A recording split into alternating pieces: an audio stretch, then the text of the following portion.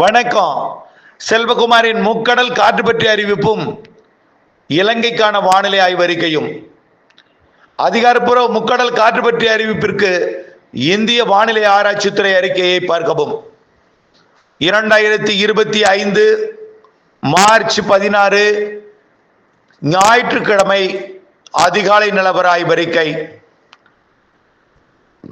முக்கடலிலும் எந்தவித அச்சுறுத்தும் காற்று இல்லை. காற்று சுழற்சி ஏதும் இல்லை. வளிமண்டலத்தில் உயரழுத்தம் நீடித்துக் கொண்டு தரை இறக்குகின்ற அந்த குளிர்காற்று தரை பகுதிகளில் மட்டுமே கொஞ்சம் அதிகம் போல் இருக்குமே தவிர, அதாவது மாலை நேரத்தில் மழை பொழியும் இடத்துல ஆந்திர பிரதேசம் உள்ளிட்ட தெலுங்கானா உள்ளிட்ட பகுதிகளில் இருக்கலாம். ஆனால் தமிழ்நாட்டின் கரையோர பகுதிகளிலேயோ கடற்கரையை ஒட்டிய கடல் பகுதிகளிலேயோ எந்தவித அச்சுறுத்தும் காற்றும் இல்லை. தொடர்ந்து 22ஆம் தேதி வரைக்கும் எடை குறைந்த படகுகள் மூலம் கூட மீன்பிடிக்கலாம்.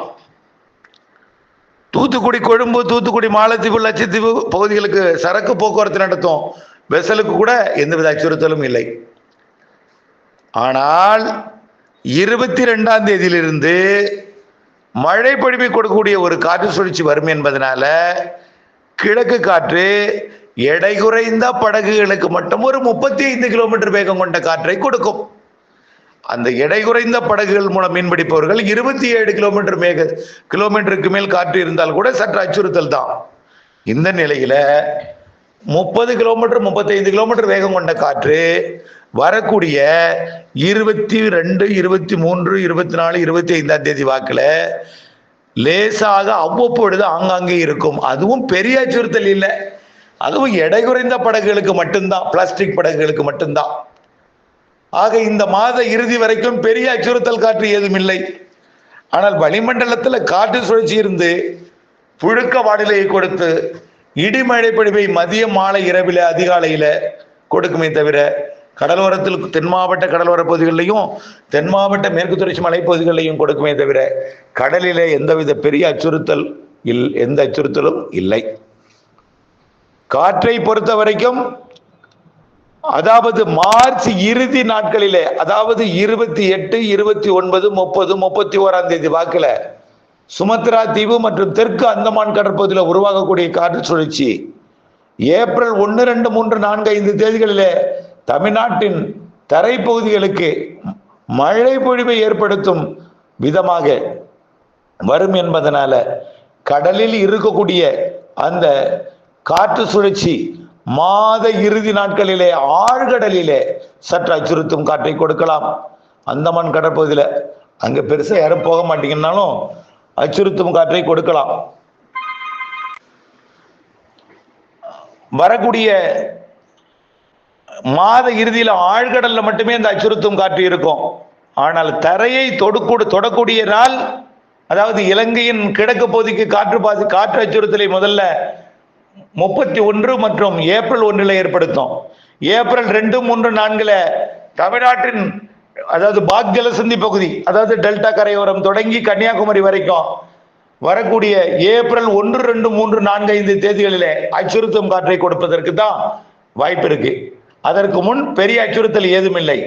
ஆக இந்த மாத இறுதி நாட்களிலே அந்தமான் தெற்கு பகுதி கடற்பகுதியிலையும் ஏப்ரல் 1, 2, 3, 4 தேதிகளில இலங்கை சுற்றுவட்டார கடற்பகுதி, மன்னார் வளைகுடா, குமரிக்கடல் மற்றும் பாக் ஜலசந்தி பகுதிகளில் அச்சுறுத்தும் காற்றை கொடுக்கும். அது வரைக்கும் பெரிய அச்சுறுத்தல் ஏதும் இல்லை. அடுத்தபடியாக இலங்கைக்கான மழை தகவல். இலங்கையை பொறுத்த வரைக்கும் ஏற்கனவே அறிவித்தது போலவே மிரட்டும் வானிலையும் மழையும் இன்றே கொடுக்க தொடங்கிவிட்டது, கொடுக்க போகிறது. அதன் அடிப்படையில் இன்றைக்கு மதியத்தில் இலங்கையின் தெற்கு பெரும்பாலான பகுதிக்கு மழை இருக்கு. வடக்கு கிழக்கு மாகாணங்கள் தவிர வடக்கு கிழக்கு மாகாணங்கள் கூட மிரட்டும். ஏன்னா அதையும் தாண்டி டெல்டா மாவட்டங்களுக்கு மிரட்டும்னு சொல்லும் பொழுது அப்ப இலங்கையோட வடக்கு கிழக்கு மாகாணங்களுக்கும் இன்றைக்கு இடிமழை பொழிவு மதிய நேரத்தில் கொடுப்பதற்கு வாய்ப்பு இருக்கு. மதியம் 1:30 மணி 2 மணிக்கெல்லாம் இடிமழை மேகங்கள் உருவாகும். 2:30 3 மணிக்கெல்லாம் நல்ல ஒரு இடிமழை மேகங்கள் உருவாகி ஒட்டுமொத்த இலங்கைக்கும் ஆங்காங்கே ஒரு 3:30, 4, 5 மணி வரைக்கும் மழைப்பொழிவு ஆங்காங்கே கொடுக்கும். பிறகு தெளிவடைஞ்சிரும். மீண்டும் நாளை மதியம்தான் வெப்பச்சலன இடிமழை மேகம். இது அதாவது வளிமண்டல மேலடுக்குல வெப்பத்தால் காற்று லேசாக்கி மேலெடுந்து குளிர்விக்கப்பட்டு இடிமழை பொழிவை உண்டாக்குகிறது. அதுவும் இலங்கையில தெற்கு பகுதி மலைப்பகுதிகளில் நல்ல மழை பொழிவை கொடுக்கும். அதாவது கண்டி சுற்றுவட்டார ரத்னபுரா மற்றும் ரேணியாயா, அம்மந்தோட்டா, அதற்கு வடக்கே இருக்கக்கூடிய மலைப்பகுதிகளுக்கு மழை பொழிவு உறுதி. தினசரி 1:30 மணி 2 மணி ஆனா மேகம் உருவாகுங்க.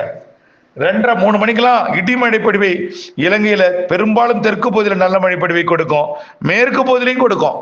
ஏன்னா கிழக்கேர்ந்து நுழையக்கூடிய உயரழுத்தம் தான் வெப்பத்தை லேசாக்கி மேலெடுக்கிறது.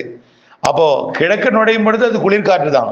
மேற்கே வர வர அது வெப்பமடைந்த காற்றாக மாறி மரங்களால் கடற்கரையோரமாக கடற்காற்றால் குளிர்விக்கப்பட்டு இலங்கையோட மேற்கு கரைக்கும் மேற்கு உள் மலைப்பகுதிகளுக்கும் தெற்கு கரைக்கும் தெற்கு உள் மலைப்பகுதிகளுக்கும் மழைப்பொழிவை கொடுக்கும்.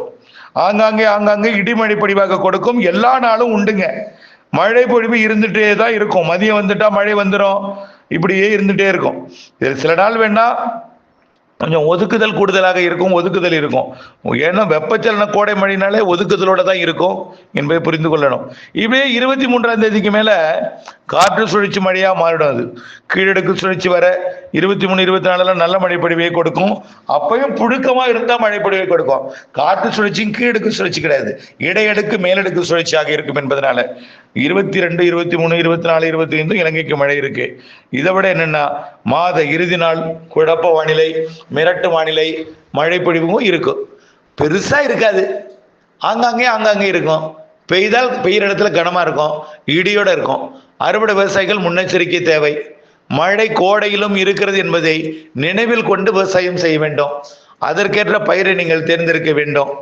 ஏப்ரல் மாதம் 2ஆம் தேதி வாக்கில் அடுத்த நிகழ்வு மழைப்பொழிவை தொடக்க இருக்கிறது. 1ஆம் தேதி ஏப்ரல் 1 இந்த மாதம் இறுதி நாட்களில் காற்று சுழற்சி தீவிரமடைந்து ஏப்ரல் 1, 2, 3, 4, 5 தேதிகளில் மழைப்பொழிவை கொடுப்பதற்கு இலங்கையை ஒட்டி வந்து மழைப்பொழிவை இலங்கைக்கு தொடக்கும். ஆக நல்ல மழைப்பொழிவு கோடையில் இருக்கிறது, வெயிலும் இருக்கிறது. வெயிலை பொறுத்த வரைக்கும் சராசரி வெயில், மழையை பொறுத்த வரைக்கும் சராசரிக்கு கூடுதல் மழை என்பதை நீங்கள் நினைவில் கொள்ள வேண்டும். ஆகவே கோடை மழை மாதத்திற்கு 3 நிகழ்வுகளால் கொடுக்கும். மாதத்திற்கு 2 நிகழ்வு சற்று வலுவாக தெரிகிறது, ஒரு நிகழ்வு சாதாரண நிகழ்வாக தெரிகிறது. மாதத்திற்கு 3 நிகழ்வுகள் நல்ல மழை தரும். 3 நிகழ்வுக்கு 3 நாள், மொத்தம் மாதத்திற்கு 9 நாள்.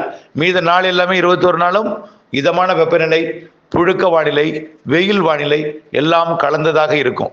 ஆக கோடை மழை இந்த ஆண்டு சற்று கூடுதலாக, சராசரி கூடுதலாக இருக்கிறது என்பதை நினைவில் கொண்டு வானிலை அறிக்கையுடன் இணைந்திருந்து விவசாயம் செய்து லாபம் அடைந்த அன்போடு கேட்டுக்கொள்கிறேன். நன்றி.